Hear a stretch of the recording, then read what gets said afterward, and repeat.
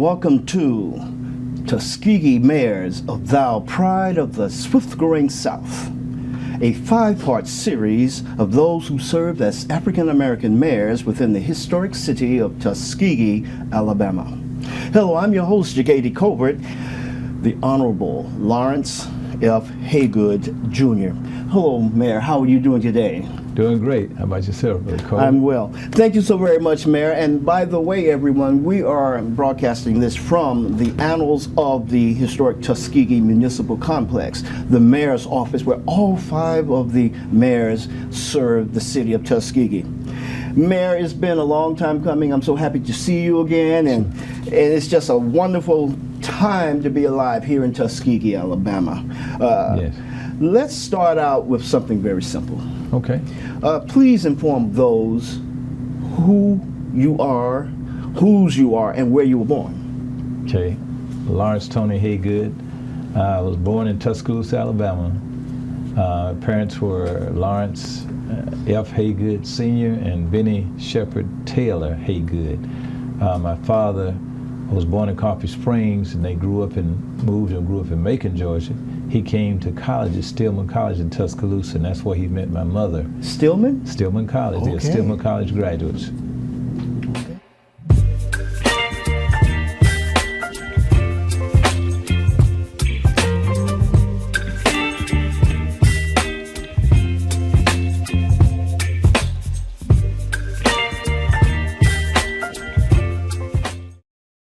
So, tell us something about your education. Can you start with the elementary side and work Sure. your way a little bit? Well, I started school in Virginia because my father was a minister, and so after we left Stillman, he went to Richmond, Virginia, then a few years in Norfolk, Virginia, in Memphis, Tennessee, and then we came here to Tuskegee. Wow. And so at junior high school, I came to Tuskegee and grew up here since junior high school.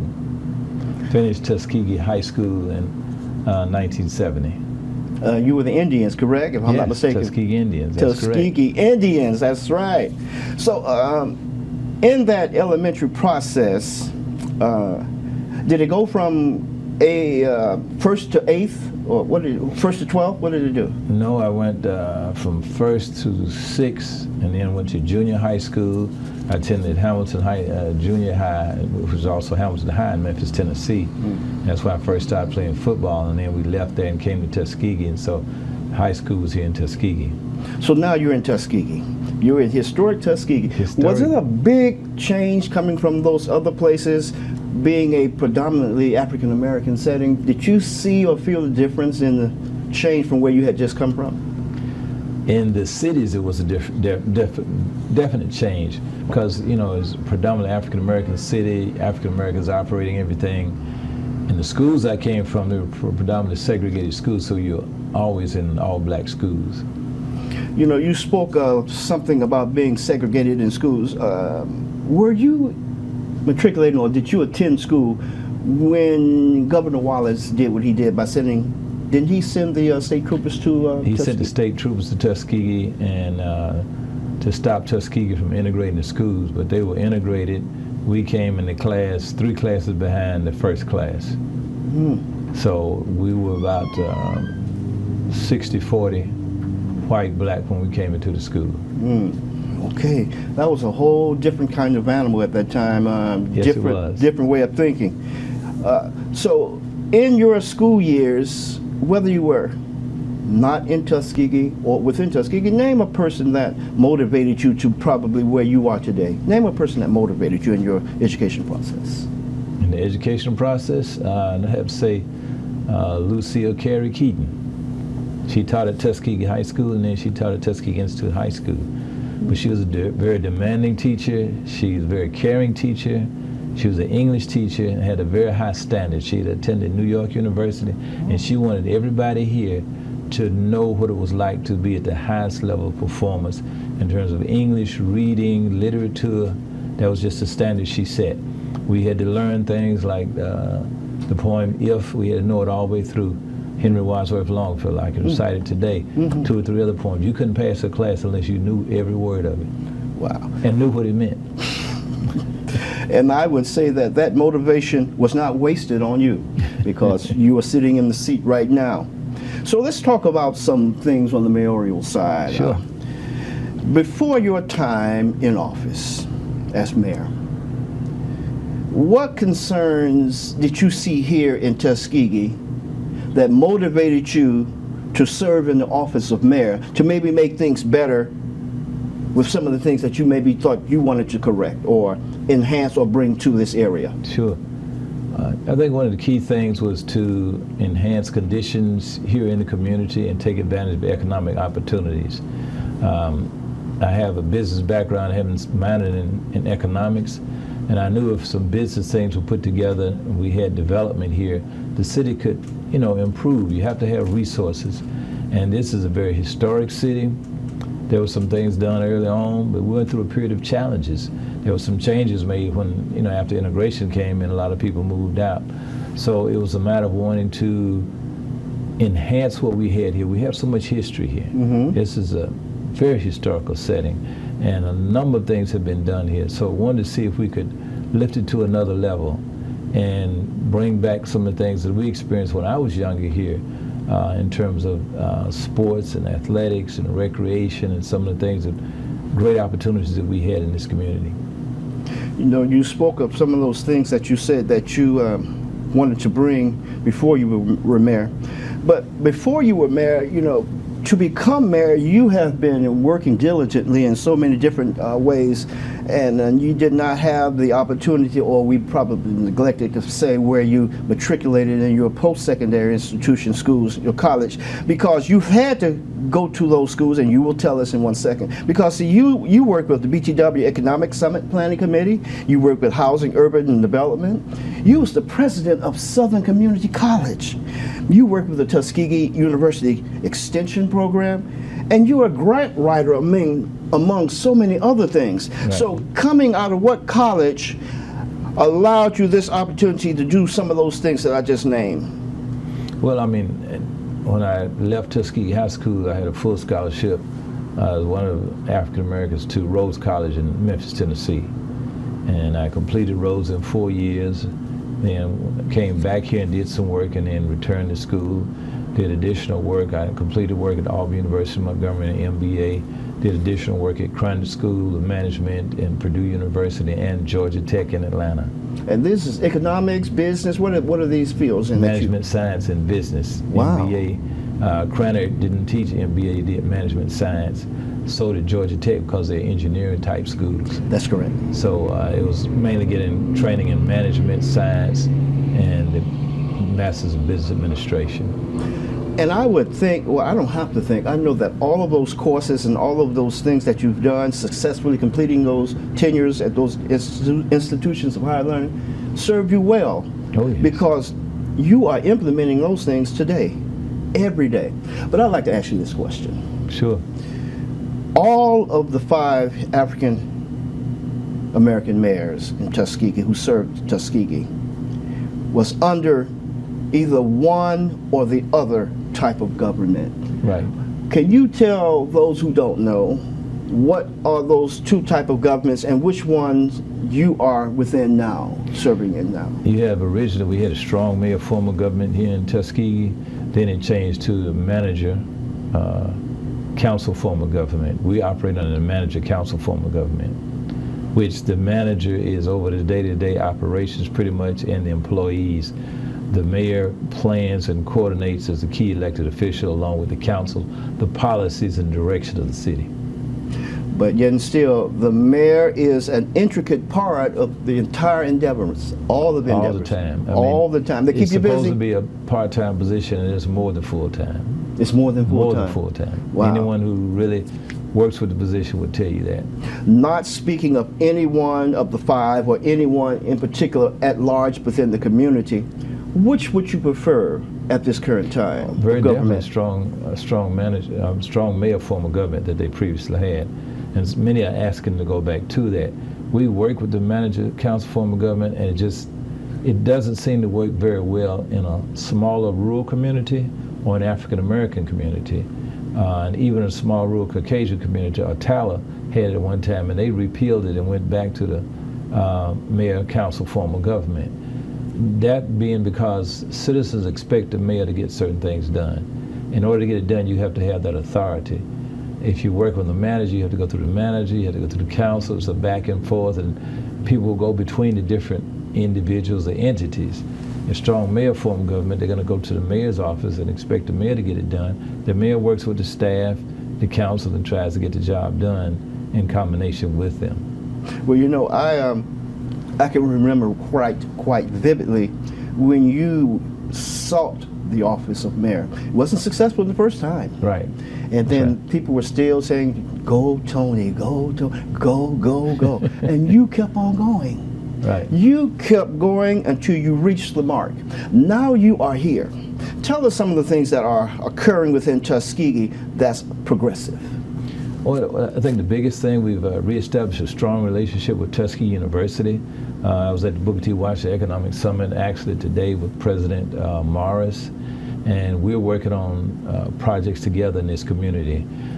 We just signed an agreement to get Exit 38 open, which had been delayed for some time. Tuskegee University graduate Dr. McConnell and former Board of Trustee member will be opening that exit, so that's going to be a major accomplishment.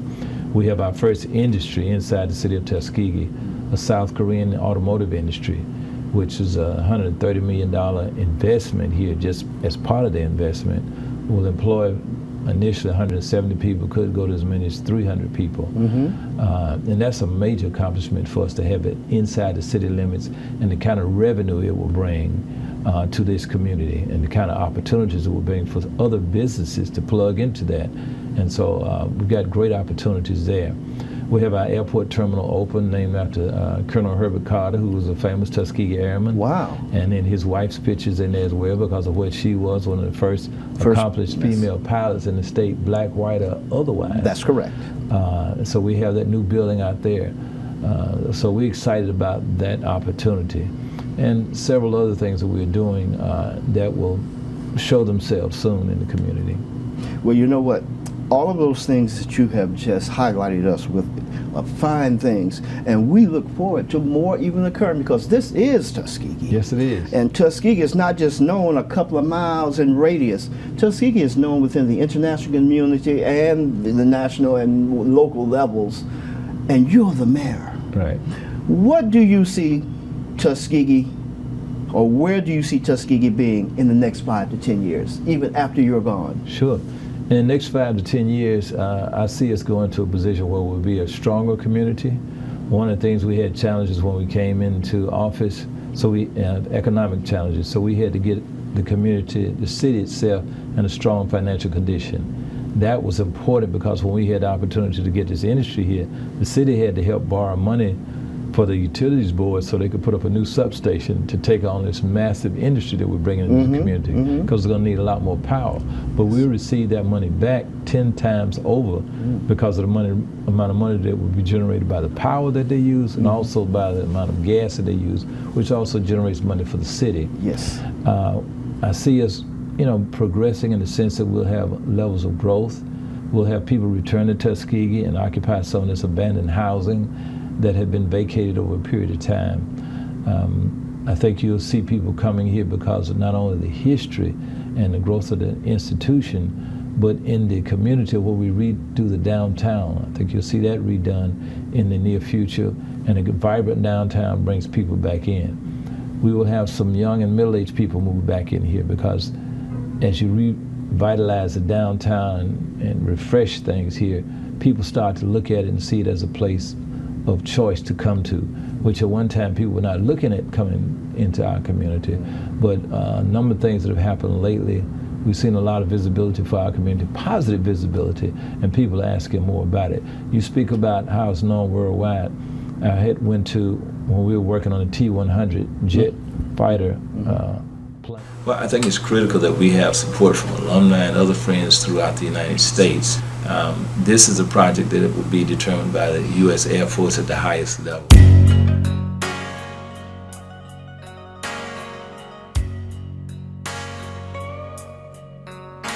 I was born by the river in a little tent, oh, and just like that a river river. I've been running ever since. It's been a long time coming, but I know change gon' come. Oh, yes it will. It's been too hard living, but I'm not afraid to die. I know my God is up there beyond the sky. It's been a long time coming, but I know change gon' come. Oh, yes it will.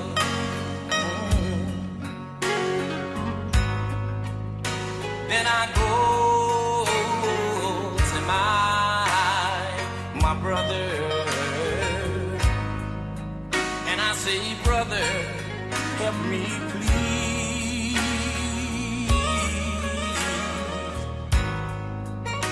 But he winds up knocking me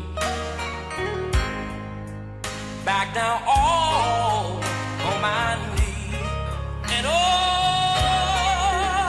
there've been times that I thought I could last long. Right now, I think I'm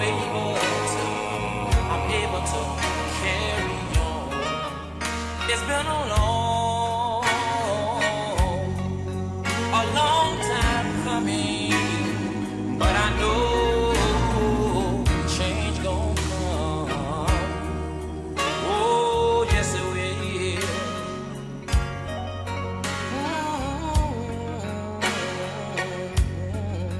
I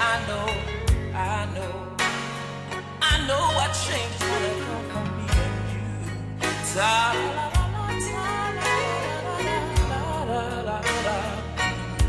Nothing stays the same. Everything must change. I know. Change is gonna come for me and you. Oh, I know, yeah.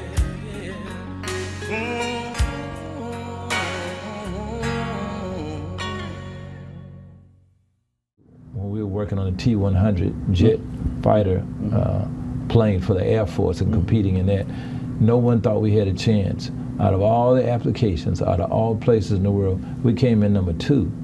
And many people thought we were number 1, and Boeing snatched it from us. But Leonardo and Tuskegee was actually close to number 1. And that was a major competition, billion-dollar competition, $30 billion. But we just missed it by that much. And as we went around the world, we went to Italy to try to secure that. For the automotive plant, we've been to South Korea. I've been in numerous places serving as president of the League of Municipalities, and people are always talking about Tuskegee. If I have any kind of Tuskegee paraphernalia on, if it's just a vest or a shirt or a cap, they want to talk about Tuskegee and they're excited. And these are people of all kind of cultures. So it's a very well-known, very well-respected place. And I'm even hearing on the national side, our sister city in Maine. Yes, Southburg, Maine. When I came into office, we received a letter about a community, 95% Caucasian community. They wanted to partner with the African-American community so that they could have some interchange for their children and their community. And they're in Maine, in a northern climate. We're in the south, here in Tuskegee. And we set up a sister city relationship, and it's gone exceptionally well. So well that it was highlighted on CBS national TV. In terms of what we were doing with the sister city relationship. And we started to strengthen that and expand it, and it's really been enjoyable. Well, it seems like the office of the mayor is in good hands currently, right now, because I can't speak of any other. It's doing well. It seems that our hopes and dreams and realities are right there before us, and I think and I know we're going to reach them. So let's move a little bit to a different venue. Sure. Let's go to something we call the rapid round. Okay. It's a round of questions that you can give a short answer, and it's a fun type thing. Okay. Because if there's anything that I've said to people who come from different places, I said, if you lived in New York, Los Angeles, Cleveland, Detroit, Miami, any of those cities, you couldn't see the mayor. But in Tuskegee, you have the opportunity to say, may I see the mayor? Yeah, come on in. Overdoor policy. That's what I'm saying. So I said that to say that no matter where you're the mayor or the president or whomever, you're human. So are you. So here's how I wrap it around very quickly. What makes Tuskegee so special to you? It's a special place, and it's hard to say. It's the spirit of Tuskegee. That spirit goes all the way back to before Dr. Booker T. Washington. It goes back to Lewis Adams, because he had a former slave that decided he wanted to help educate his people, and he found a way to do that. And when they were freed, he did it with a school. Then smart enough to recognize and humble enough to recognize he only had a 6th grade education. Although he knew several languages that could read, he wanted to get a formal educator to come and run the school. And so when he was offered money to help get votes for a legislator, that's correct. He said, let's take this money and build a school. Give me some land and some money for a school. That's what I really want. So that's a humbleness and looking out for his people. Yes. So the spirit of Tuskegee goes back to that. And then Booker T. Washington came. Wasn't the first choice, he was actually the 3rd choice. Divine intervention brought Booker T here, and he saw what was here. And although it was a challenge, he decided to take on that challenge. And he reached out to George Washington Carver, which is a brilliant scientist who would have been at Iowa State, but he said, I'm going to stay here at Tuskegee. That's right. Then you got Robert Russell Moulton, the first black graduate of MIT, who came here and laid out the campus and built, and it's just been on, including the Tuskegee Airmen. It's so much here in the spirit of Tuskegee that makes you recognize how special it is. And when you see that, when you feel it, and you know what Tuskegee is like, not only in African-American history, Huntington College, one of the premier colleges in the state of Alabama, is in Montgomery, started right here on Main Street. That's right. Osceola.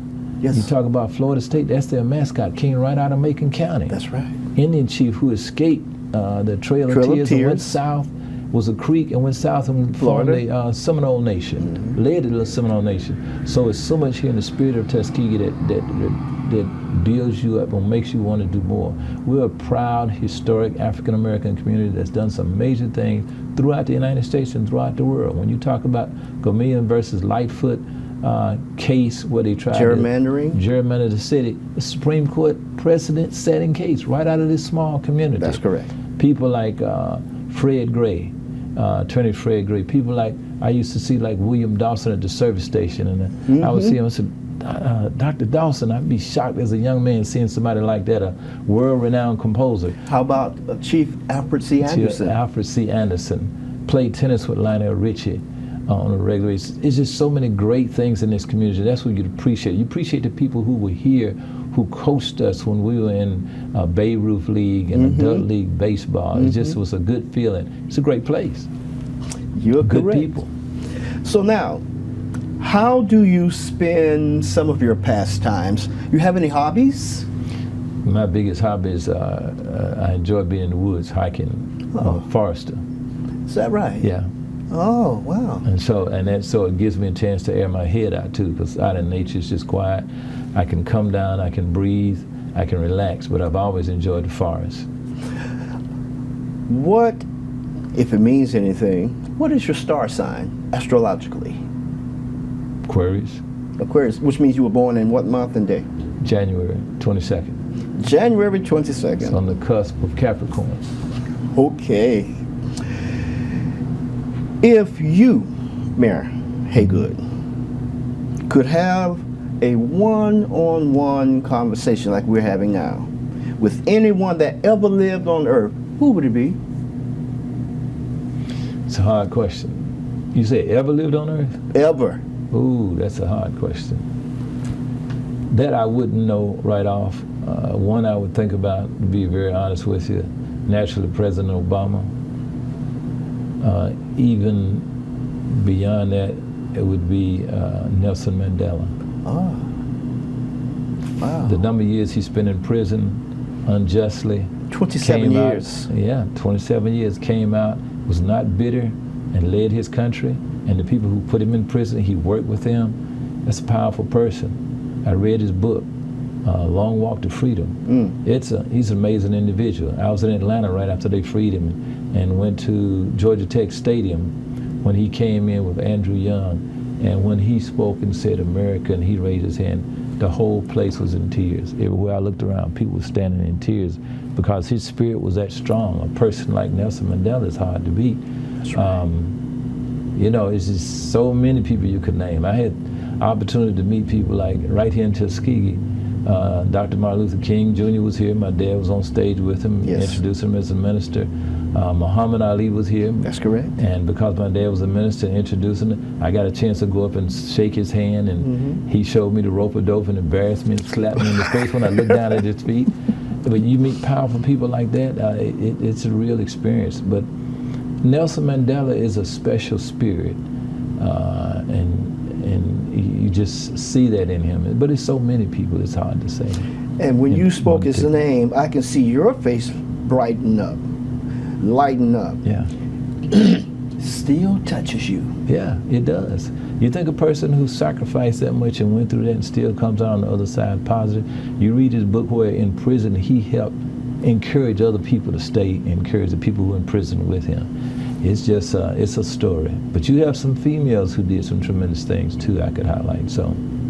So, after this wonderful time is finished with what we're doing today, you're going to say to yourself, you know what, I'm hungry. What's one of your favorite dishes? Salmon. Salmon? Salmon, king crab is one of the best. Barbecue, good barbecue. Yeah. Okay. Do you like that salmon and croquette sometime? Have you ever had that? Full salmon, smoked salmon. Yeah. That sounds Grilled good. salmon. Croquet is good, yeah, for breakfast. Okay. I'm going to ask you something. What other city within the United States of America or abroad in the international community does Tuskegee remind you of? And if that in that city that you would name, do you think you could be mayor there as well? That's a hard one to say what city it reminds me of. Because of the special nature of Tuskegee. I tell you what city I like compared to Tuskegee is Washington, D.C. It's a vibrant city, has a lot of parks, there's a lot of good energy there. It used to be the chocolate city at one time. That's so correct. It was similar to Tuskegee in terms of large African-American population and people doing things. African-Americans of influence within other settings of other cultures were doing things. And it set a standard, and it represented the government. Well, you know what? Most people don't know it, but underneath and right close to the service, you, as we would sit back and know that you hip. You said, yeah, it was called Chocolate City. Most people don't know that. Right. And so that, I think, has transpired now to the Atlanta area, the ATL. Yeah, right. ATL. Yeah, so I was there for a while. I don't know what they call that, you know, but Hot Atlanta. Hot Atlanta. There you go. What? And this is going to be our last of the fast of the rapid round. What is your favorite college team, collegiate team besides Tuskegee? That's a burner. Right now, it's going to end up being Colorado. Oh, safe answer. The University of Colorado Buffaloes. Safe See, answer. when I came along, Deion was the man in college football, and he lived up to it. Whatever he said, he set a standard on it that is hard to beat. And a lot of people didn't like his flashiness, just like a lot of people didn't like the flashiness of Muhammad Ali. But he became the most respected person in the world. In marketing, his name was the second most widely recognized name in the world, next to Coca-Cola, Muhammad Ali. That's correct. Well, Deion has, although not really understood and accepted when he was younger, he lived up to all that. Offense and defense, he set a standard. Then in coaching, he set a standard. And then he went to an HBCU and set a whole new standard, was the first school on college game days I remember, and it was one of the best college game days they ever had when they had Jackson State on there when he was coach. Then you go to University of Colorado Buffaloes. It's great to see what he's doing there. It's very outstanding. So for what in the last week when you see what's been happening at University of Colorado, then you see Coco come along and take up the mantle after Serena Williams and Venus Williams. It's great to see that going on. It's great to see that. Well, I'd like to thank you for that rapid round that we just had. It shows that you're a human being and you have likes and not so much likes, but they're so happy to hear that because they didn't know that about some of those things about you. Sure. So now, Mayor Haygood, we're coming to our closing. Sure. We're going to come to our closing. And this question is one that, well, all of them are within your own words, but I think that you can really grasp this one. Mayor, if there is one thing that you would like to be remembered for as mayor of Tuskegee, Alabama, what would it be? I would say pulling our community together. We've been divided internally somewhat for a few years, and that's what holds us back on something. Pulling us together, pulling the university together, and leading the community to a higher level. It's a well-respected community, like I said, nationally and internationally. There's some things that we need to rebuild locally, and we're doing that. And to take us to another higher level, to have us economically strong, to improve our quality of life so that all of us are proud of Tuskegee and appreciate what Tuskegee represents, and we then go out and share that with the world. If there was one question, just one, that you wish that I had asked you, but I did not ask, what would the answer have been and what would the question have been? Question might have been, how do you get through some of the challenges you deal with? And what has helped you to a certain point? The answer would have been, nothing stronger than my faith. And I attribute that to my family, not just my father as a minister, my entire family. And the things that I've had to go through that some people may not know, but your faith, if you have good faith, you learn. And faith is like a muscle. The more you use it, the stronger it gets. I've been blessed to have good faith. I've had a blessed life, a blessed family, lived in a blessed community, and I'm gonna do all I can to lift it to the next person. The thing that I'll never forget that my dad taught me, you always look at being thankful for where you are. Because when you look at other people, and you see some people in difficult circumstances, but for the grace of God, there goes I. And so now, here we are at the very end. And they do it in the presidential debates. Close us out with what you want to say.